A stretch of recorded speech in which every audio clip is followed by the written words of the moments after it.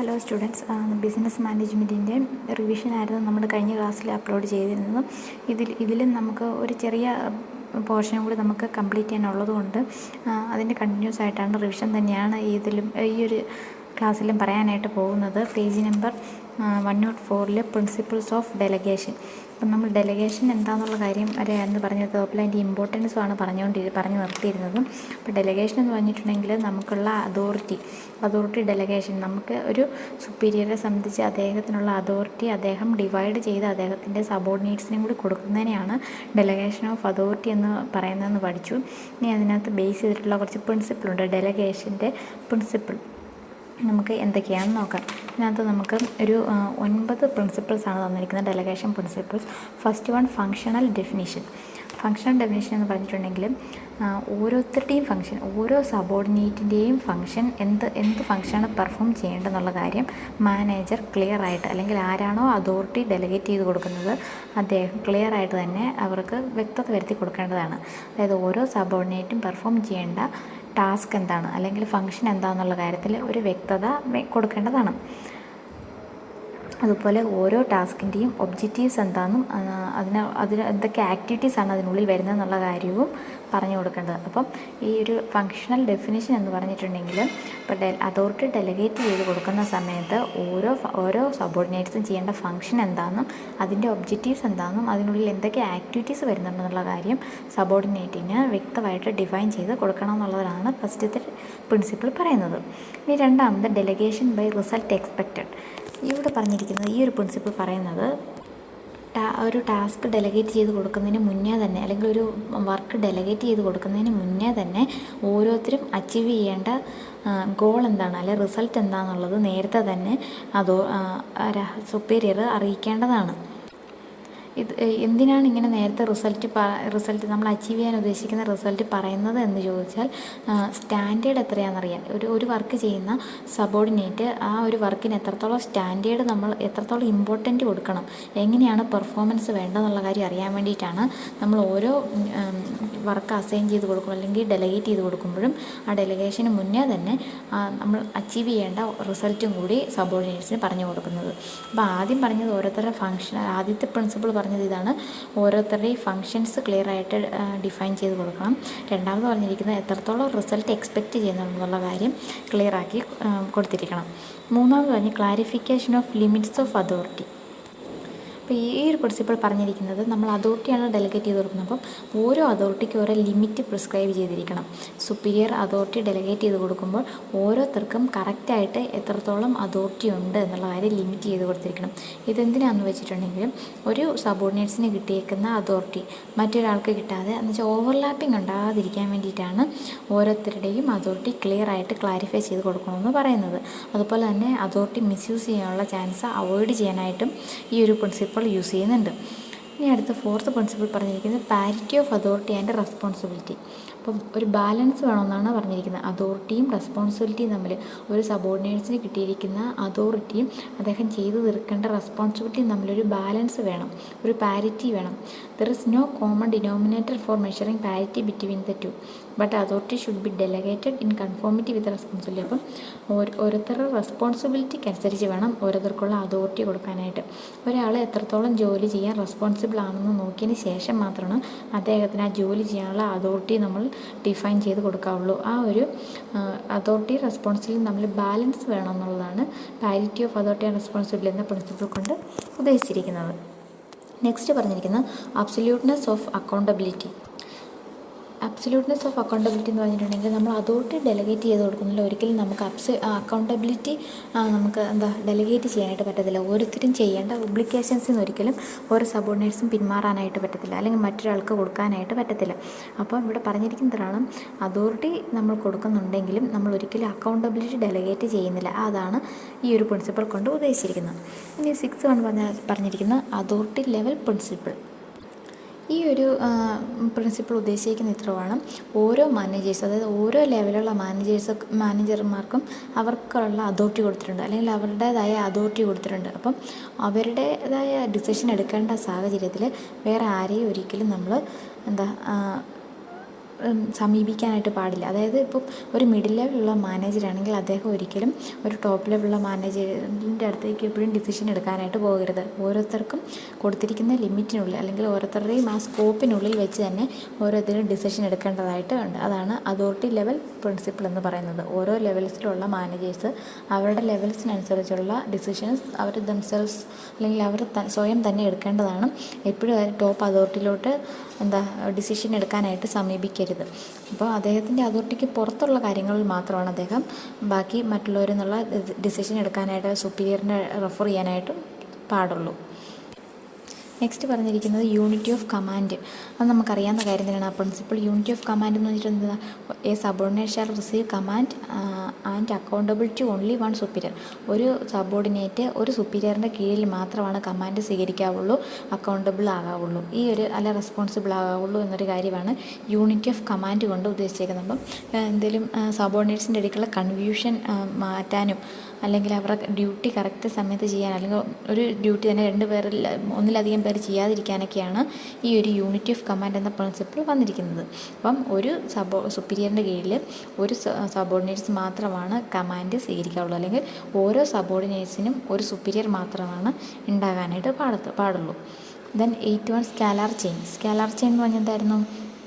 Chain of authority accountability relationship ആയിരുന്നു അല്ലേ.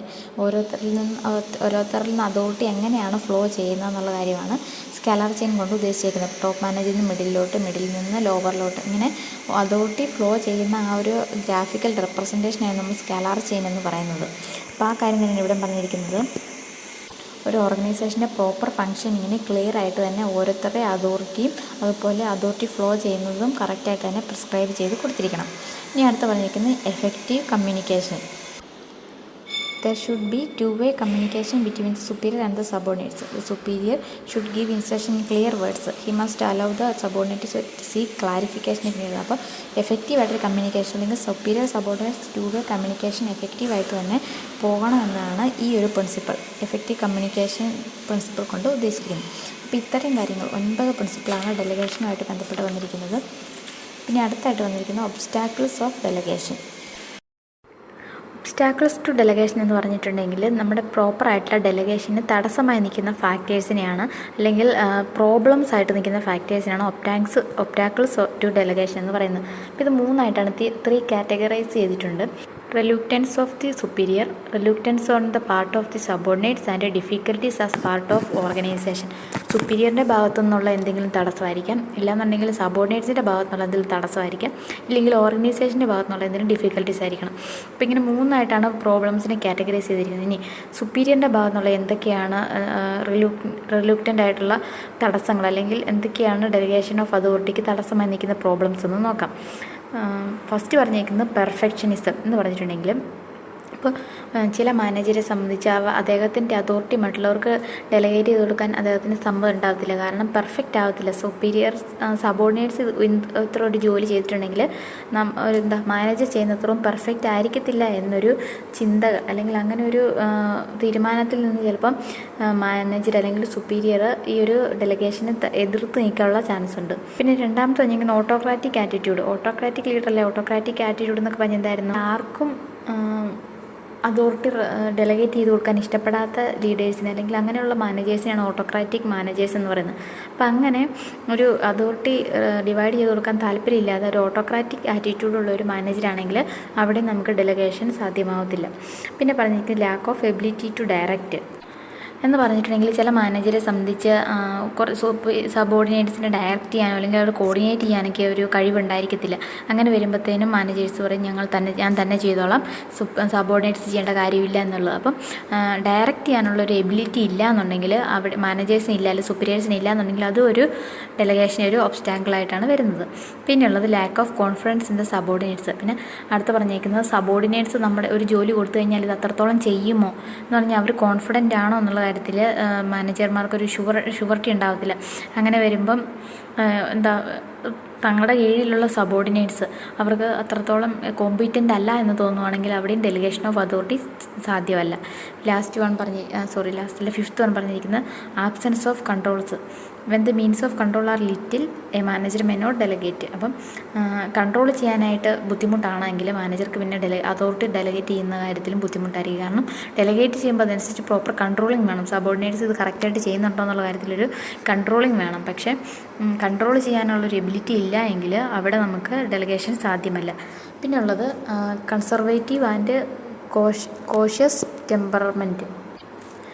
ഈ ഒരു ഒബ്സ്റ്റാക്കിൾ പറഞ്ഞിരിക്കുന്നത് ചിലപ്പോൾ മാനേജർ ഓവർ കോഷ്യൻ്റ് ആയിട്ട് വരും. എന്ന് പറഞ്ഞാൽ ഇതിപ്പോൾ ഡിവൈഡ് ചെയ്ത് കൊടുത്തിട്ടുണ്ടെങ്കിൽ അവർ ചെയ്യത്തില്ലായിരിക്കും, റിസ്ക്കാണ്, അങ്ങനെ ഒരു ചിന്ത വരുവാണെങ്കിൽ ആ ഒരു മാനേജറെ സംബന്ധിച്ച് സബോർഡിനേറ്റും ജോലി ഡിവൈഡ് ചെയ്ത് കൊടുക്കാനായിട്ട് അദ്ദേഹത്തിന് ബുദ്ധിമുട്ടായിരിക്കും. അപ്പം റിസ്ക് വരുമോ എന്നൊരു പേടി, നഷ്ടം വരുമോ എന്നൊരു പേടി കാരണം ചിലപ്പോൾ മാനേജേഴ്സ് ഡെലഗേഷന് വിസമ്മതിക്കാറുണ്ട്. പിന്നെ സെക്കൻഡ് പറഞ്ഞിരിക്കുന്നത് ഫിയർ ഓഫ് കോമ്പറ്റീഷൻ. അടുത്ത ഒരു മാനേജേഴ്സിൻ്റെ ഒരു ചിന്തയാണ്, ഇവർ സബോർഡിനേറ്റ്സിന് അതോറിറ്റി ഡെലഗേറ്റ് ചെയ്ത് കൊടുത്തു, അപ്പോൾ അത് പെർഫെക്റ്റ് ആയിട്ട് അവർ ആ ജോലി ചെയ്യുവാണെങ്കിൽ അവരൊരിക്കൽ ഈ മാനേജർക്ക് തന്നെ ഒരു കോമ്പറ്റൻ്റ് ആയിട്ട് വരുമോ അല്ലെങ്കിൽ ഒരു എതിരാളിയായിട്ട് വരുമോ എന്നൊരു പേടി കാരണം ചിലപ്പം അതോറിറ്റി ഡിവൈഡ് ചെയ്ത് കൊടുക്കാനായിട്ട് മാനേജേഴ്സ് സമ്മതിക്കത്തില്ല. ഇത്രയും കാര്യങ്ങളാണ് മാനേജറിൻ്റെ അല്ല സുപ്പീരിയറിൻ്റെ ഭാഗത്തുനിന്ന് ഉണ്ടാകാനുള്ള തടസ്സങ്ങൾ. ഫസ്റ്റ് പറഞ്ഞിരിക്കുന്നത് പെർഫെക്ഷനിസം, പെർഫെക്റ്റ് അല്ലായിരിക്കുക എന്നൊരു പേടി. സബോർഡിനേറ്റ്സ് ചെയ്താൽ പെർഫെക്റ്റ് അല്ല എന്നൊരു പേടി ഉണ്ടെങ്കിൽ അവിടെ ഒരു ഡെലഗേഷൻ സാധ്യമല്ല. പിന്നെയുള്ള ഓട്ടോക്രാറ്റിക് ആറ്റിറ്റ്യൂഡുള്ള മാനേജറാണെങ്കിൽ ഡെലഗേഷൻ സമ്മതിക്കത്തില്ല. Lack of ability to direct ചെയ്യാനുള്ളൊരു കഴിവില്ല എങ്കിലും ഡെലഗേഷൻ നടക്കത്തില്ല. അതുപോലെ കൺട്രോൾ ചെയ്യാനുള്ള കഴിവില്ല, അങ്ങനെയുള്ള മാനേജേഴ്സിനും ഡെലഗേഷൻ സാധ്യമാവുന്നില്ല. പിന്നെയുള്ളത് സബോർഡിനേറ്റ്സിന് അവർ ജോലി ചെയ്യുന്നുള്ളൊരു കോൺഫിഡൻസ് ഇല്ലായ്മ മാനേജർക്കുണ്ടെങ്കിൽ അവിടെ അതോറിറ്റി ഡെലഗേറ്റ് ചെയ്ത് കൊടുക്കുകയില്ല. പിന്നെ ഉള്ളത് റിസ്കിനെ സംബന്ധിച്ച് ഓവർ കോഷ്യസ് ആയിട്ടുള്ള ഒരു മാനേജറാണെങ്കിൽ അദ്ദേഹത്തിന് അതോറിറ്റി ഡിവൈഡ് ചെയ്ത് കൊടുത്ത് സബോർഡിനേറ്റ്സിനെ കൊണ്ട് ജോലി ചെയ്യിപ്പിക്കാൻ താല്പര്യപ്പെടത്തില്ല. ദെൻ ലാസ്റ്റ് പറഞ്ഞിരിക്കുന്നത് കോമ്പറ്റീറ്ററായിട്ട് വരുമോ, ഈ സബോർഡിനേറ്റ്സിന് ഇത്ര അതോറിറ്റി കൊടുത്ത് അവർ ആ ജോലി ചെയ്യുവാണെങ്കിൽ മാനേജർക്ക് തന്നെ ഒരു കോമ്പറ്റീറ്റേഴ്സായിട്ട് അവർ വരുമോ എന്നുള്ള ഒരു സംശയം അല്ലെങ്കിൽ ഒരു പേടി കാരണം അവിടെ മാനേജേഴ്സ് വിസമ്മതിക്കാറുണ്ട്. ഇനി അടുത്ത് പറഞ്ഞിരിക്കുന്നത് reluctance on the part of the subordinates.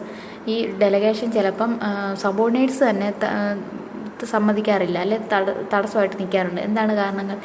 Easier to ask.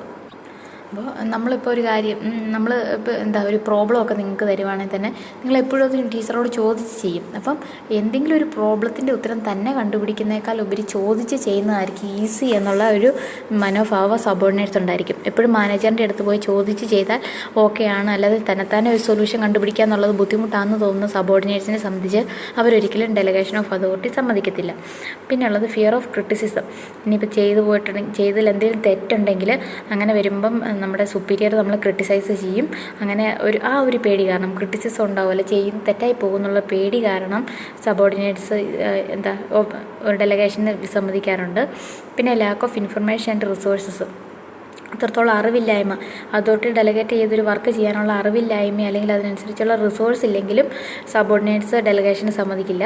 പിന്നെയുള്ള ഓവർ വർക്കായി പോകുമെന്നൊരു പേടി, വർക്ക് ഓവർലോഡായി പോകുമെന്നുള്ളതുകൊണ്ട് ഡെലഗേഷൻ അവോയ്ഡ് ചെയ്യാറുണ്ട്. പിന്നെ ഫിയർ ഓഫ് ഫെയിലിയർ. അപ്പം ഫിയർ ഓഫ് ക്രിറ്റിസിസം പോലെ തന്നെ, അല്ല അത് പറഞ്ഞ പോലെ തന്നെയാണ് ക്രിട്ടിസൈസ് ചെയ്യുക എന്നുള്ള പേടി പോലെ തന്നെ തെറ്റായി പോവുക അല്ലെ തോറ്റു പോവുക, നമ്മൾ ചെയ്യുന്നൊരു ടാസ്ക് നമ്മൾ ചെയ്ത് കഴിഞ്ഞാൽ തോറ്റു പോവുക എന്നുള്ളൊരു പേടി കാരണം ഡെലഗേഷൻ അവോയ്ഡ് ചെയ്യാറുണ്ട്. പിന്നെയുള്ള സെൽഫ് കോൺഫിഡൻസ് ഇല്ലായ്മ, ഞാൻ ചെയ്താൽ ശരിയാവത്തില്ല, അല്ലെ ഞാൻ എത്രത്തോളം ശരിയാവും, മാനേജർ ചെയ്യുന്നതൊന്നും അല്ലെ സുപ്പീരിയർ ചെയ്യുന്നതൊന്നും ഓക്കെ ആവത്തില്ല എന്നൊരു കോൺഫിഡൻസ് ഇല്ലായ്മ വന്നാലും ഈ പറഞ്ഞേക്കുന്ന ഒരു ഡെലഗേഷൻ അവോയ്ഡ് ചെയ്യും. ദെൻ ലാസ്റ്റ് പറഞ്ഞേക്കുന്ന ലാക്ക് ഓഫ് ഇൻസെൻറ്റീവ്.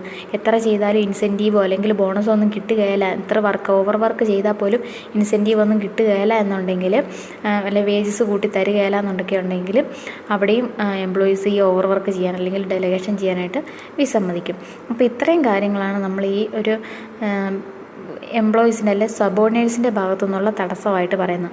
പിന്നെ പറഞ്ഞിരിക്കുന്നത് difficulties on the part of ഓർഗനൈസേഷൻ്റെ ഭാഗത്തുനിന്ന് ചിലപ്പം ഡെലഗേഷൻ സമ്മതിക്കത്തില്ല. ഇതിനുള്ള കാരണങ്ങളാണ് പറഞ്ഞിരിക്കുന്നത്. ഇനാഡിക്വേറ്റ് പ്ലാനിങ്, പ്രോപ്പർ പ്ലാനിങ് ഒന്നും ഉണ്ടാവാതെ ഡെലഗേറ്റ് ചെയ്ത് കൊടുത്താൽ മൊത്തം കൺഫ്യൂഷനായി പോകും. അതുപോലെ സ്പ്ലിൻറ്റഡ് അതോറിറ്റി വിഭജിക്കപ്പെടും. സ്പ്ലിൻറ്റഡ് എന്ന് പറഞ്ഞാൽ വിഭജിക്കാനായിട്ട് ഇഷ്ടപ്പെടാത്ത ഓർഗനൈസേഷൻസ് ഉണ്ടെങ്കിൽ അവർ ഈ ഡെലഗേഷന് ഹെൽപ്പ് ചെയ്യത്തില്ല. പിന്നെ യൂണിറ്റി ഓഫ് കമാൻഡ് നഷ്ടപ്പെടും എന്നുള്ളൊരു കാരണം കൊണ്ട്. അതുപോലെ എഫക്റ്റീവ് കൺട്രോൾ ടെക്നിക്സ് ഒന്നും ഇല്ല എങ്കിൽ നമുക്ക് പ്രോപ്പറായിട്ട് ഡെലഗേഷൻ നടത്താനായിട്ട് സാധിക്കത്തില്ല.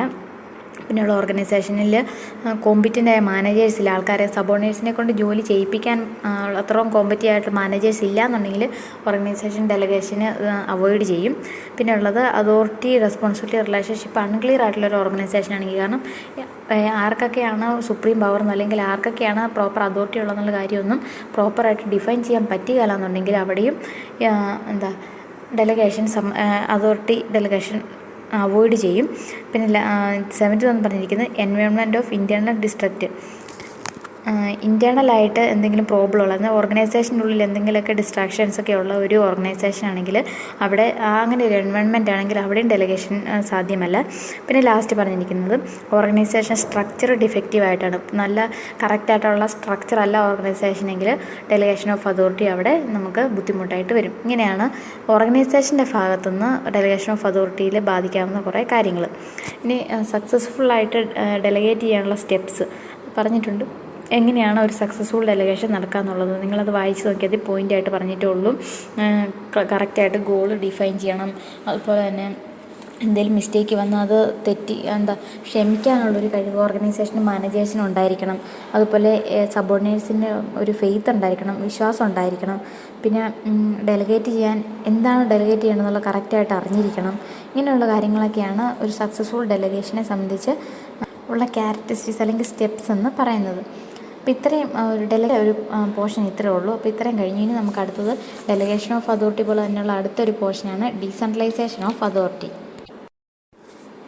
ഓക്കെ, അപ്പോൾ ഇവിടെ ഡീസെൻട്രലൈസേഷൻ ഓഫ് അതോറിറ്റി എന്ന് പറഞ്ഞിട്ടുണ്ടെങ്കിൽ decentralisation means disposal of authority throughout the organisation. ഒരു ഓർഗനൈസേഷനിൽ ഡെലഗേഷൻ എന്ന് പറഞ്ഞാൽ എന്തായിരുന്നു, ഒരു വ്യക്തിക്ക് മറ്റൊരു വ്യക്തി അല്ലെങ്കിൽ ഒരു സുപ്പീരിയർ സബോർഡിനേറ്റ്സിന് അതോറിറ്റി കൊടുക്കുന്നതിനായിരുന്നു ഡെലഗേഷൻ എന്ന് പറഞ്ഞാൽ. പക്ഷേ ഡീസെൻട്രലൈസേഷൻ ഓഫ് അതോറിറ്റി എന്ന് പറഞ്ഞിട്ടുണ്ടെങ്കിൽ ടോട്ടൽ അതോറിറ്റീനെ ഓർഗനൈസേഷൻ എല്ലായിടത്തുമായിട്ട് ഡിവൈഡ് ചെയ്ത് കൊടുക്കുന്നതിനാണ് ഡീസെൻട്രലൈസേഷൻ എന്ന് പറയുന്നത്. ഡെലഗേഷൻ രണ്ടാമത്തെ പാരഗ്രാഫിൽ പറഞ്ഞിട്ടുണ്ട്, delegation means entrustment of responsibility and authority from individual to another, but decentralization means scattering of authority throughout the organization. അപ്പോൾ ഡെലഗേഷൻ എന്ന് പറഞ്ഞിട്ടുണ്ടെങ്കിൽ ഒരു വ്യക്തിയിൽ നിന്ന് മറ്റൊരു വ്യക്തിയിലോട്ട് അതോറിറ്റി പാസ് ചെയ്യുന്നതിനായിരുന്നു ഡെലഗേഷൻ എന്ന് പറയുന്നത്. പക്ഷേ ഡീസെൻട്രലൈസേഷൻ എന്ന് പറഞ്ഞിട്ടുണ്ടെങ്കിൽ മിഡിൽ ലെവലിലും ലോവർ ലെവലിലും ടോപ്പ് ലെവലിലും ഒക്കെ ആയിട്ട് സ്കാറ്റർ ചെയ്ത് അതോറിറ്റി കൊടുക്കുന്നതിനെയാണ് ഡീസെൻട്രലൈസേഷൻ ഓഫ് അതോറിറ്റി എന്ന് പറയുന്നത്. ഇനി പറഞ്ഞേക്കുന്നത് അടുത്തത് factors determine the degree of decentralisation. എന്തൊക്കെ ഫാക്ടേഴ്സാണ് ഡീസെൻട്രലൈസേഷനെ ഡിറ്റർമിൻ ചെയ്യുന്നതെന്നാണ് പറഞ്ഞിരിക്കുന്നത്. അപ്പോൾ എത്രത്തോളം ഡീസെൻട്രലൈസ് ചെയ്ത് കൊടുക്കണം, അതോറിറ്റി എത്രത്തോളം സ്കാറ്റർ ചെയ്ത് മറ്റുള്ളവർക്ക് വിഭജിച്ച് കൊടുക്കണമെന്ന് തീരുമാനിക്കുന്ന ഫാക്ടേഴ്സാണ് ഈ പറഞ്ഞിരിക്കുന്നത്. ഫസ്റ്റത്തെ കോസ്റ്റ്ലിനെസ് ഓഫ് ഡിസിഷൻ. കോസ്റ്റ്ലിനെസ് ഓഫ് ഡിസിഷൻ എന്ന് പറഞ്ഞിട്ടുണ്ടെങ്കിൽ ഒരു ബിസിനസ്സിനെ സംബന്ധിച്ച് ഒരു ഹൈ കോസ്റ്റ് ആയിരിക്കും എപ്പോഴും. ഒരു ബിസിനസ് റൺ ചെയ്തുകൊണ്ട് പോകുകയെന്ന് പറയുന്നൊരു ഹൈ കോസ്റ്റ് ആയിട്ടുള്ളൊരു എന്തൊരു പ്രോഗ്രാമാണ്, അല്ലെങ്കിൽ ഹൈ കോസ്റ്റിൽ ചെയ്യുന്നൊരു ആക്ടിവിറ്റിയാണ് ബിസിനസ് റൺ ചെയ്യുക എന്നുള്ളത്. അങ്ങനെ വരുമ്പോഴത്തേനും സെൻട്രലൈസേഷൻ ആണോ ഡീസെൻട്രലൈസേഷൻ ആണോ നല്ലത് എന്നുള്ളൊരു ചോദ്യം വരും. ആ ഒരു സ്റ്റേജിൽ ഡിഗ്രി ഓഫ് കോസ്റ്റ് നോക്കി, അതായത് എത്രത്തോളം കോസ്റ്റ് ഒരു പർട്ടിക്കുലർ ഓപ്പറേഷൻ ഒരു ആക്ടിവിറ്റിക്ക് വരുമെന്ന് നോക്കിയിട്ട് ആണ് ഡീസെൻട്രലൈസ് ചെയ്യണോ അല്ലെങ്കിൽ സെൻട്രലൈസ് ചെയ്യണോ എന്ന് തീരുമാനിക്കുന്നത്. അപ്പം ഒരു ഡിസിഷനെ സംബന്ധിച്ചൊരു ഡിസിഷൻ എടുക്കുകയാണെങ്കിൽ ഹെവി കോസ്റ്റുള്ളൊരു ഡിസിഷൻ ആണെന്നുണ്ടെങ്കിൽ നമ്മളത് ഒരിക്കലും ഡെലഗേറ്റ് ചെയ്ത് കൊടുക്കത്തില്ല. കാരണം അങ്ങനെ പല സ്ഥലത്തായിട്ട് അല്ലെങ്കിൽ പല ലെവൽസിലായിട്ട് നമ്മൾ അങ്ങനെ അതോറിറ്റി കൊടുക്കുകയാണെങ്കിൽ ഹെവി കോസ്റ്റുള്ളൊരു ഡിസിഷൻ ആണെങ്കിൽ എപ്പോഴെങ്കിലും അത് ഫ്ലോപ്പായി പോയിട്ടുണ്ടെങ്കിൽ നമ്മുടെ ഓർഗനൈസേഷൻ മൊത്തം അതിന് ഒരു ബേർഡനായിട്ട് വരും, ഓർഗനൈസേഷൻ മൊത്തം ലോസിൽ പോയിട്ട് വരും. അപ്പോൾ ഇവിടെ പറഞ്ഞിരിക്കുന്ന ഇത്രേ ഉള്ളൂ, ഡിഗ്രി ഓഫ് സെൻട്രലൈസേഷൻ, അതായത് എത്രത്തോളം സെൻട്രലൈസ്ഡ് ആക്കണോ ഡീസെൻട്രലൈസ്ഡ് ആണോ എന്ന് തീരുമാനിക്കുന്ന ഒന്നാമത്തെ ഘടകമാണ് കോസ്റ്റ്ലിനെസ് എന്ന് പറയുന്നത്. ഒരു ഡിസിഷൻ അല്ലെങ്കിൽ ഒരു ഫംഗ്ഷനെ സംബന്ധിച്ച് അത് കോസ്റ്റ്ലി ആണെങ്കിൽ അതൊരിക്കലും ഡീസെൻട്രലൈസ് ചെയ്ത് കൊടുക്കത്തില്ല, സെൻട്രലായിട്ട് മാത്രമായിരിക്കും അത് ചെയ്യുന്നത്. കോസ്റ്റ് കുറവുള്ള ഡിസിഷൻസ് ആണ് എടുക്കാൻ പോകുന്നതെങ്കിൽ മാത്രമാണ് അത് ഡീസെൻട്രലൈസ് ചെയ്ത് ഓരോ ലെവലിലോട്ട് നമ്മൾ ഡിവൈഡ് ചെയ്ത് കൊടുക്കത്തുള്ളൂ. അപ്പോൾ ഒന്നാമത്തെ കോസ്റ്റ്ലിനെസ് ഓഫ് ഡിസിഷൻ. രണ്ടാമത്തെ പോയിന്റ് പറയുന്നത് യൂണിഫോമിറ്റി ഓഫ് പോളിസി. ഒരു ഓർഗനൈസേഷനെ സംബന്ധിച്ച് അവരെടുക്കുന്ന പോളിസീസ് യൂണിഫോം രീതിയിലാണോ അല്ലെങ്കിൽ യൂണിഫോമിറ്റി അല്ലയോ, അതായത് ഇവിടെ പറഞ്ഞിരിക്കുന്നത് ആ ഓർഗനൈസേഷൻ മൊത്തം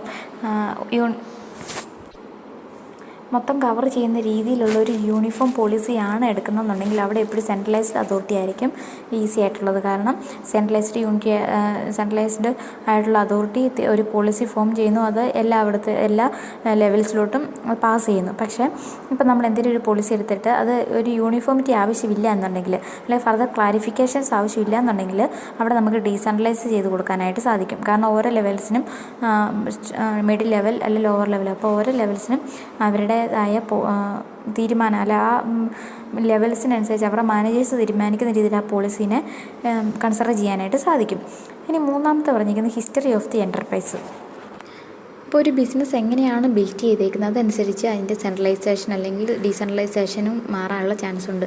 if it has developed a set of department first and other departments or divisions are established later authority tends to be centralised. അപ്പം ഒരു ഓർഗനൈസേഷൻ സംബന്ധിച്ച് ആദ്യം കുറച്ച് ഡിപ്പാർട്ട്മെൻറ്റ് ക്രിയേറ്റ് ചെയ്യുന്നു, അതിന് ശേഷമാണ് ബാക്കി ഡിപ്പാർട്ട്മെൻറ്റ് സെറ്റ് ചെയ്യുന്നതെന്നുണ്ടെങ്കിൽ അവിടെ നമുക്ക് സെൻട്രലൈസ്ഡ് ആയിട്ടുള്ള ഒരു അതോറിറ്റി മാത്രമാണ് സാധിക്കത്തുള്ളൂ. കാരണം പുതിയ ഡിപ്പാർട്ട്മെൻറ്റ്സ് വീണ്ടും ജോയിൻ ചെയ്ത് കഴിയുമ്പം നമുക്കവിടെ ഡീസെൻട്രലൈസേഷൻ ഇമ്പോസിബിൾ ആയിട്ടുള്ളൊരു കാര്യമാണ്. ഇനി അടുത്ത് പറഞ്ഞിരിക്കുന്നത് മാനേജ്മെൻറ്റിൻ്റെ ഫിലോസഫി അല്ലെങ്കിൽ അവിടുത്തെ എക്സിക്യൂട്ടീവ്സ്, മാനേജ്മെൻറ്റിലുള്ള എക്സിക്യൂട്ടീവ്സിൻ്റെ പോളിസി എങ്ങനെയാണോ അതനുസരിച്ചായിരിക്കും സെൻട്രലൈസ്ഡ് വേണോ ഡീസെൻട്രലൈസ്ഡ് വേണോ എന്ന് തീരുമാനിക്കുന്നത്. നെക്സ്റ്റ് പറഞ്ഞിരിക്കുന്നത് ഡിസയർ ഫോർ ഇൻഡിപെൻഡൻസ്.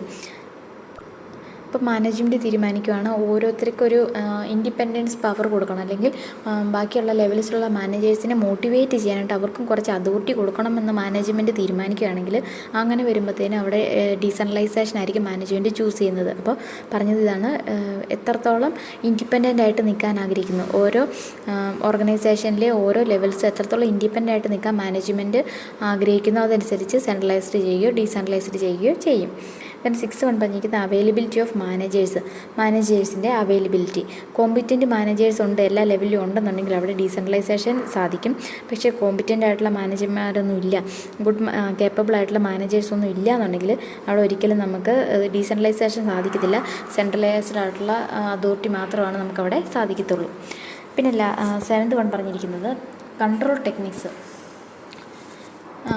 അതായത് ഓരോ ലെവൽസിലോട്ട് നമ്മൾ ഡീസെൻട്രലൈസ് ചെയ്ത് അതോറിറ്റി കൊടുക്കുകയാണെങ്കിൽ അവിടെ ലോട്ട്സ് ഓഫ് കൺട്രോൾ ടെക്നിക്സ് വേണം. ഓരോ ലെവൽസിനെയും കൺട്രോൾ ചെയ്യാൻ, ഓരോ മാനേജേഴ്സിനെയും കൺട്രോൾ ചെയ്യാനായിട്ട് ഒരുപാട് കൺട്രോൾ ടെക്നിക്സ് വേണം. അപ്പോൾ ഇങ്ങനെ പലതരം കൺട്രോൾ ടെക്നിക്സ് ഉള്ളൊരു ഓർഗനൈസേഷൻ ആണെങ്കിൽ അവിടെ അവർ ഡീസെൻട്രലൈസേഷൻ ഓഫ് അതോറിറ്റി പോസിബിളാണ്. ഇനി അങ്ങനെയൊന്നുമില്ല, കൺട്രോൾ ടെക്നിക്സ് ഒക്കെ വളരെ ഫ്യൂ ആണെന്നുള്ള ഒരു ഓർഗനൈസേഷനിൽ സെൻട്രലൈസേഷൻ ഓഫ് അതോറിറ്റി മാത്രമാണ് പോസിബിൾ ആകത്തുള്ളൂ. Then 8th decentralized performance. ഇപ്പോൾ ഒരു എൻ്റർപ്രൈസിൻ്റെ ആക്ടിവിറ്റീസ് ഒരു ഓർഗനൈസേഷനിൽ മാത്രമല്ല പല ബ്രാഞ്ചസ് ആയിട്ടോ അല്ലെങ്കിൽ പല പ്ലേസിലും ആണ് ഒരു ഓർഗനൈസേഷൻ്റെ ഓപ്പറേഷൻസ് നടക്കുന്നതെന്നുണ്ടെങ്കിൽ അവിടെ നമുക്ക് ഡീസെൻട്രലൈസേഷനാണ് സാധിക്കത്തുള്ളൂ. കാരണം സെൻട്രലൈസ്ഡ് അതോറിറ്റിക്ക് എല്ലാ സ്ഥലത്തും എത്തിച്ചേരാനായിട്ട് സാധിക്കത്തില്ല. അതായത് അല്ലെങ്കിൽ ഒരൊറ്റ ഓർഗനൈസേഷനേ ഉള്ളൂ, ആ ഓർഗനൈസേഷൻ്റെ എല്ലാ ആക്ടിവിറ്റീസും ആ പർട്ടിക്കുലർ ഏരിയയിൽ മാത്രമാണ് കവർ ചെയ്യുന്നതെന്നുണ്ടെങ്കിൽ അവിടെ നമുക്ക് സെൻട്രലൈസ്ഡ് അതോറിറ്റിയാണ് possible. Then 9th business dynamics. Business dynamics എന്ന് പറഞ്ഞിട്ടുണ്ടെങ്കിൽ ബിസിനസ്സിൻ്റെ ഗ്രോത്ത് എങ്ങനെയാണ്, ബിസിനസ് എപ്പോഴും ചേഞ്ച് അക്സെപ്റ്റ് ചെയ്യുന്ന ഒരു ബിസിനസ് ആണെങ്കിൽ, അല്ലെങ്കിൽ വളരെ വേഗം തന്നെ ഗ്രോ ചെയ്യുന്നൊരു ഓർഗനൈസേഷൻ ആണെങ്കിൽ അവിടെ നമുക്ക് ഡീസെൻട്രലൈസേഷൻ വേണ്ടി വരും. കാരണം ഓരോ സമയത്തും തീരുമാനം എടുക്കണം. അപ്പം സെൻട്രലൈസ്ഡ് അതോറിറ്റിക്ക് മാത്രമായിട്ട് പോളിസീസ് അല്ലെങ്കിൽ പ്രോഗ്രാംസ് ഒന്നും ഫോം ചെയ്യാൻ പറ്റാത്തതുകൊണ്ട് അങ്ങനെ ഒരു വെരി ഫാസ്റ്റ്ലി ഗ്രോ ചെയ്യുന്ന ഒരു ഓർഗനൈസേഷൻ ആണെങ്കിൽ അവിടെ ഡീസെൻട്രലൈസേഷൻ കൂടിയേ തീരുള്ളൂ. ഇല്ലയെന്നുണ്ടെങ്കിൽ ബിസിനസ്സിനൊരു സ്ലോ ഗ്രോത്താണ് വരുന്നതെന്നുണ്ടെങ്കിൽ അവിടെ സെൻട്രലൈസ്ഡ് അതോറിറ്റി തന്നെയാണ് ഏറ്റവും ആപ്റ്റ്. അപ്പോൾ ഇത്രയും കാര്യങ്ങളാണ് നമ്മുടെ സെൻട്രലൈസ്ഡ് ചെയ്യണോ അല്ലെങ്കിൽ ഡീസെൻട്രലൈസ്ഡ് ചെയ്യണോ എന്നുള്ള കാര്യത്തിന് തീരുമാനിക്കുന്ന കുറേ ഫാക്ടേഴ്സായിട്ട് പറഞ്ഞിരിക്കുന്നത്. നിങ്ങൾ ക്ലിയർ ആയിട്ട് ഒന്നും കൂടി വായിച്ച് നോക്കണം, കുറച്ച് മനസ്സിലാക്കാൻ ഡിഫിക്കൽട്ടായിട്ടുള്ളൊരു പോർഷനാണ് വരുന്നത്. ഇനി അടുത്തത് ഇങ്ങനെ ഡീസെൻട്രലൈസ് ചെയ്യുന്നതിൻ്റെ ബെനിഫിറ്റ് എന്തൊക്കെയാണെന്നുള്ളത്, അത് കുറച്ച് ഈസി ആയിട്ടൊരു പോർഷനാണ്. അപ്പോൾ നമുക്ക് കുറേ പോയിൻ്റ് വൈസ് ആയിട്ട് തന്നിട്ടുണ്ട് എന്തൊക്കെയാണ് ഡീസെൻട്രലൈസേഷൻ കൊണ്ടുള്ള ബെനിഫിറ്റ്. ഫസ്റ്റ് പറഞ്ഞേക്കുന്നത് reduces the burden of top executive. അതെല്ലാം വായിച്ച് എക്സ്പ്ലെയിൻ ചെയ്യേണ്ട ആവശ്യമില്ല, നമുക്കറിയാം. ഒന്നാമത് തന്നെ നമ്മൾ അതോറിറ്റി ബാക്കി എല്ലാ ലെവൽസിലോട്ടും കൊടുത്തു കഴിയുമ്പോഴത്തേന് ടോപ്പ് മാനേജേഴ്സിൻ്റെ അല്ലെങ്കിൽ ടോപ്പ് എക്സിക്യൂട്ടീവ്സിൻ്റെ വർക്ക് ലോഡ് കുറയുന്നു, അല്ലെങ്കിൽ അവരുടെ ബർഡൻ കുറയുന്നു ബാക്കി എല്ലാവരുമായിട്ട് ഡീസെൻട്രലൈസ്ഡ് ചെയ്ത് കഴിയുമ്പോൾ. രണ്ടാമത് പറഞ്ഞിരിക്കുന്നത് ഫസിലിറ്റേറ്റ് ഡൈവേഴ്സിഫിക്കേഷൻ എന്ന് പറഞ്ഞാൽ വൈവിധ്യീകരണം. അപ്പം ഒരു ഓർഗനൈസേഷനെ സംബന്ധിച്ച് പല ലെവൽസിലോട്ട് അതോറിറ്റി കൊടുത്തു കഴിയുമ്പോൾ ഓർഗനൈസേഷനിൽ ഒരു ഡൈവേഴ്സിഫിക്കേഷൻ വരും എന്നാണ് പറഞ്ഞിരിക്കുന്നത്. ഡീസെൻട്രലൈസേഷൻ ഇല്ല എന്നുണ്ടെങ്കിൽ ഡിപ്പാർട്ട്മെൻറ്റ് പറഞ്ഞിരിക്കുന്ന സെൻട്രൽ അതോറിറ്റി പറയുന്ന കാര്യം മാത്രം അനുസരിച്ച് പോകും. പക്ഷേ ഡീസെൻട്രലൈസേഷൻ ഉള്ള ഒരു ഓർഗനൈസേഷൻ ആണെങ്കിൽ അവിടെ പല ഒരു വൈവിധ്യമായിരുന്നിട്ടുള്ള ഒരു പ്രോഡക്റ്റും അല്ലെങ്കിൽ അങ്ങനെയുള്ള മാർക്കറ്റും പോസിബിളാണ്. ദെൻ തേർഡ് വൺ പറഞ്ഞിരിക്കുന്നത് ഇംപ്രൂവ്സ് മോട്ടിവേഷൻ. അടുത്ത ഒരു ഇമ്പോർട്ടൻ്റ് ആയിട്ടുള്ള ബെനിഫിറ്റാണ് മോട്ടിവേറ്റ് ചെയ്യാനായിട്ട് സാധിക്കുന്നു. ലോവർ ലെവലിലുള്ളവർക്കും മിഡിൽ ലെവലിലുള്ളവർക്കും എല്ലാം നമ്മൾ ഈക്വൽ ആയിട്ടുള്ള അതോറിറ്റി കൊടുക്കുകയെന്നുണ്ടെങ്കിൽ അവർക്കതൊരു മോട്ടിവേഷനായിട്ട് വരുന്നു. അതുവഴി പ്രൊഡക്ടിവിറ്റി കൂടാനായിട്ടും ഓർഗനൈസേഷൻ്റെ പെർഫോമൻസ് കൂടാനായിട്ടും അത് സഹായിക്കുന്നു. പിന്നെയുള്ളത് secure better coordination. Top level, middle level, lower level ഇവരെ തമ്മിലുള്ളൊരു കോർഡിനേഷന് വേണ്ടിയിട്ടും ഈ ഡീസെൻട്രലൈസേഷൻ ഒരു ടൂളായിട്ട് യൂസ് ചെയ്യുന്നുണ്ടെന്നാണ് പറഞ്ഞിരിക്കുന്നത്. അപ്പോൾ പല ഡിപ്പാർട്ട്മെൻറ്റ്സ് തമ്മിലൊരു കോർഡിനേഷൻ ഈ ഒരു ഡീസെൻട്രലൈസേഷൻ മൂലം സാധിക്കുന്നു. Then fifth one ensures effective control. എഫക്റ്റീവായിട്ട് കൺട്രോൾ ചെയ്യാനായിട്ട് സാധിക്കുന്നതാണ് പറഞ്ഞിരിക്കുന്നത്. ഓരോ ഡിപ്പാർട്ട്മെൻറ്റ് ലെവലിലുള്ള ഓപ്പറേഷൻസും നമുക്ക് എഫക്റ്റീവായിട്ട് കൺട്രോൾ ചെയ്യാനായിട്ട് ഡീസെൻട്രലൈസേഷൻ ഹെൽപ്പ് ചെയ്യുന്നു.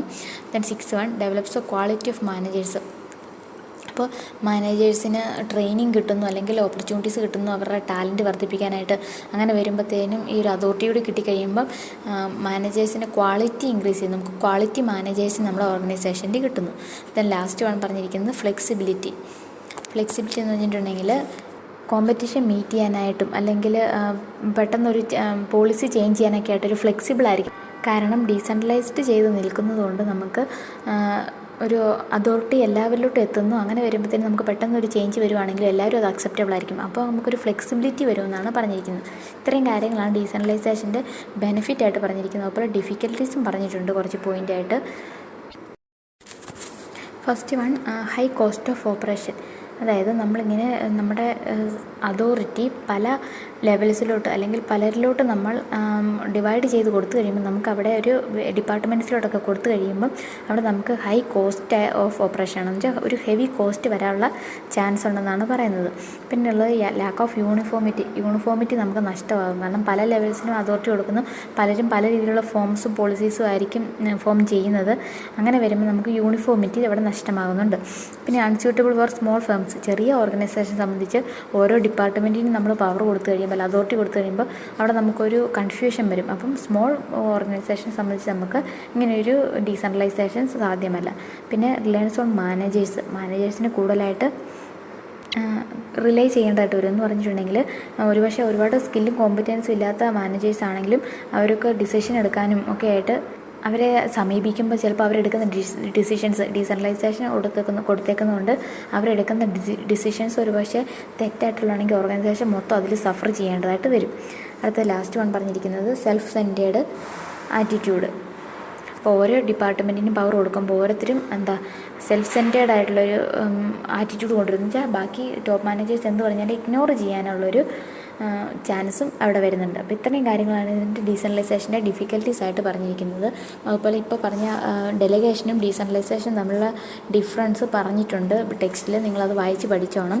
ഒരു 5 പോയിൻറ്റെങ്കിലും വായിച്ച് പഠിച്ചിട്ട് പോയാൽ മതി. 5 മാർക്കിൻ്റെയൊക്കെയാണ് 5 പോയിൻ്റ് ചെയ്താൽ നിങ്ങൾക്ക് ഫുൾ മാർക്ക് കിട്ടും. അപ്പോൾ ഡെലിഗേഷനും ഡീസെൻട്രലൈസേഷനും ഇമ്പോർട്ടൻ്റ് ആണ്. രണ്ടും തമ്മിലുള്ള ഡിഫറൻസ് വായിച്ച് പഠിച്ചേക്കണം. ഇനി അടുത്ത് വരുന്നത് സെൻട്രലൈസേഷൻ ഓഫ് അതോറിറ്റി. അപ്പോൾ ഡീസെൻട്രലൈസേഷൻ്റെ ജസ്റ്റ് ഓപ്പോസിറ്റാണ് സെൻട്രലൈസേഷൻ ഓഫ് അതോറിറ്റി എന്ന് പറഞ്ഞിട്ടുണ്ടെങ്കിൽ. ഹെൻറി ഫയർ പറഞ്ഞിരിക്കുന്നത് everything that goes to increase the importance of subordinates role is decentralisation. Everything which goes to reduce it is centralisation. അപ്പോൾ എല്ലാ സബോർഡിനേറ്റ്സിന് ഇമ്പോർട്ടൻസ് കൊടുത്ത് അവർക്ക് കൂടി വീതിച്ചു കൊടുക്കുന്നതിനെയാണ് ഡീസെൻട്രലൈസേഷൻ എന്ന് പറയുന്നത്. എന്നാൽ ഈ പറയുന്ന ഒരു കാര്യമില്ല. ഇതെല്ലാം റെഡ്യൂസ് ചെയ്തിട്ട് ഒരു മാനേജ്മെൻറ്റ് ഒറ്റയ്ക്ക് തീരുമാനം എടുക്കുകയാണെങ്കിൽ അതിനെ സെൻട്രലൈസേഷൻ എന്ന് പറയുന്നു. എന്തൊക്കെയാണ് സെൻട്രലൈസേഷനെ ഡിറ്റർമിൻ ചെയ്യുന്ന ഫാക്ടേഴ്സ്? Personal leadership.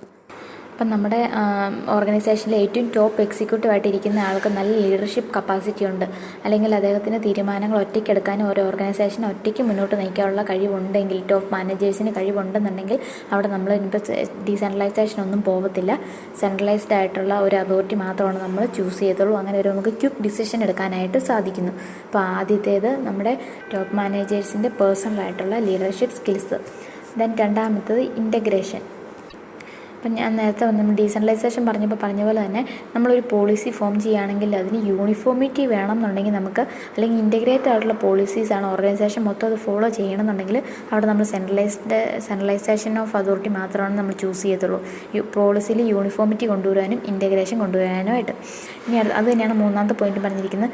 എന്തെങ്കിലും ഒരു ആക്ഷൻ എടുക്കുമ്പോൾ, എന്തെങ്കിലും ഒരു ഫംഗ്ഷൻ ചെയ്യുമ്പോഴൊക്കെ നമുക്ക് യൂണിഫോമിറ്റി ആവശ്യമാണെങ്കിൽ, ഓർഗനൈസേഷൻ്റെ ടോട്ടൽ യൂണിഫോമിറ്റി ആവശ്യമാണെങ്കിൽ നമുക്ക് സെൻട്രലൈസേഷൻ ഓഫ് അതോറിറ്റിയാണ് അവിടെ ഹെൽപ്ഫുൾ ആയിട്ടുള്ളത്. ഫോർത്ത് വൺ, ഹാൻഡ്ലിങ് എമർജൻസീസ് ഒക്കെ പെട്ടെന്ന് വരുമ്പോൾ, ഒരു എമർജൻസി സിറ്റുവേഷൻ വരുവാണെങ്കിൽ പെട്ടെന്ന് നമുക്ക് ഡീസെൻട്രലൈസ് ചെയ്തേക്കുവാണെങ്കിൽ എല്ലാവരോടും അഭിപ്രായം ചോദിക്കേണ്ടതായിട്ട് വരും. പെട്ടെന്ന് നമുക്ക് ഡിസിഷൻ എടുക്കാനായിട്ട് സാധിക്കത്തില്ല. പക്ഷേ ഇങ്ങനെ എമർജൻസീസ് ഒക്കെ ഹാൻഡിൽ ചെയ്യുന്ന ഒരു ഓർഗനൈസേഷനെ സംബന്ധിച്ചാണെങ്കിൽ അവിടെ എപ്പോഴും സെൻട്രലൈസേഷനാണ് പോസിബിൾ ആവുള്ളൂ. ക്വിക്കായിട്ട് ഡിസിഷൻ മേക്കിംഗ് എടുക്കാനായിട്ട് സാധിക്കുന്നുണ്ട്. പിന്നെ ഇംപ്രൂവിങ് എഫിഷ്യൻസി ഇമ്പ്രൂവ് ചെയ്യാനായിട്ട് നമ്മുടെ സെൻട്രലൈസേഷൻ ഹെൽപ്പ് ചെയ്യുന്നതാണ് പറഞ്ഞിരിക്കുന്നത്. അപ്പോൾ സെൻട്രലൈസേഷൻ ഓഫ് അതോറിറ്റിയിൽ വരുമ്പോൾ all power vested with central അതോറിറ്റിയിലാണ് എല്ലാ പവറും ഇരിക്കുന്നത്. ഓരോരുത്തർക്കും ചെയ്യേണ്ട ജോലികളും എത്രത്തോളം അത് അവരെ പെർഫോം ചെയ്യുന്നുണ്ടെന്ന് നോക്കുന്നതല്ല സെൻട്രലൈസ്ഡ് ആയിട്ടുള്ള അതോറിറ്റി ആയിരിക്കും. അങ്ങനെ വരുമ്പോഴത്തേനും എഫിഷ്യൻസി കൂടും. കാരണം എല്ലാത്തിനും ഒരു മോണിറ്റർ ചെയ്യുന്ന സെൻട്രൽ അതോറിറ്റി അല്ലെങ്കിൽ ടോപ്പ് മാനേജേഴ്സ് ഇത് മോണിറ്റർ ചെയ്യുന്നുണ്ടെന്ന് വരുവാണെങ്കിൽ എഫിഷ്യൻസി ഇൻക്രീസ് ചെയ്യാനുള്ള ചാൻസ് ഉണ്ട്. അപ്പോൾ ഇതൊക്കെയാണ് സെൻട്രലൈസേഷനെ ഡിറ്റർമിൻ ചെയ്യുന്ന ഫാക്ടേഴ്സ് എന്ന് പറയുന്നത്. പിന്നെ ഉള്ളത് അഡ്വാൻറ്റേജും ഡിസഡ്വാൻറ്റേജും ഡിസ്റ്റിങ്ഷനും. ഇത് മൂന്നും വായിച്ച് എക്സ്പ്ലെയിൻ ചെയ്യുന്നില്ല, പോയിൻ്റ് ഔട്ടായിട്ട് പറഞ്ഞേക്കുന്നതാണ്, ഈസി ആയിട്ടുള്ളതാണ്. അപ്പം സെൻട്രലൈസേഷൻ്റെ അഡ്വാൻറ്റേജ് എന്താണ്, അതായത് നമ്മളീ പറഞ്ഞ ഫാക്ടേഴ്സ് തന്നെ അഡ്വാൻറ്റേജ് ആയിട്ട് പറഞ്ഞിരിക്കുന്നുള്ളൂ. പിന്നെ ഡിസഡ്വാൻറ്റേജ് അല്ലെങ്കിൽ ഇതിന് ലിമിറ്റേഷൻസ് എന്തൊക്കെയാണ് സെൻട്രലൈസേഷൻ എന്നുള്ള കാര്യം, പിന്നെ ഡീസെൻട്രലൈസേഷനും സെൻട്രലൈസേഷനും തമ്മിലുള്ള ഡിഫറൻസ്, ഇത്രയും കാര്യങ്ങൾ നിങ്ങൾ തനിയെ ഒന്ന് വായിച്ച് നോക്കിയാൽ മതി. അപ്പം ഇത്രയും പോർഷനായിരുന്നു ഞാൻ പെൻഡിങ് ആയിട്ട് സെക്കൻഡ് സെമസ്റ്ററിൽ ഈ ബിസിനസ് മാനേജ്മെൻറ്റിൽ ഇട്ടിരുന്നത്. ഇനി എന്തെങ്കിലും നിങ്ങൾ പഠിക്കുന്ന സമയത്ത് നിങ്ങൾക്ക് മനസ്സിലാകാത്ത ഏതെങ്കിലും ഉണ്ടെങ്കിൽ നിങ്ങൾ എന്നോട് വിളിച്ച് ചോദിച്ചാൽ മതി, ഞാൻ ആൻസർ കറക്റ്റായിട്ട് പറഞ്ഞു തരാം. അപ്പം ഇതോടുകൂടി നമുക്ക് ഈ റിവിഷൻ പോർഷൻ അവസാനിപ്പിക്കാം. ഇനി അക്കൗണ്ടൻസിക്ക് ഞാൻ എടുത്ത ആ ചാപ്റ്ററിൽ നിന്ന് എന്തെങ്കിലും ഡൗട്ട് ഉണ്ടെങ്കിലും നിങ്ങളൊന്ന് ചോദിച്ച് ക്ലാരിഫൈ ചെയ്തോണം. എക്സാമിന് എല്ലാവരും നന്നായിട്ട് എക്സാം എഴുതിക്കോണം. അപ്പോൾ ഓക്കെ, താങ്ക് യു.